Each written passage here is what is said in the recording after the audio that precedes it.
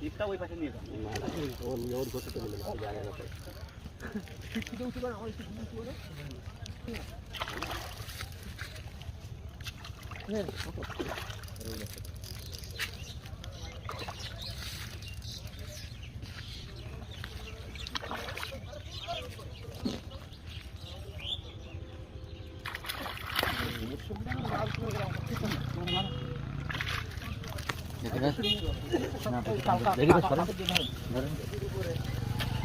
কাপড় দেবো ধরেন সব থেকে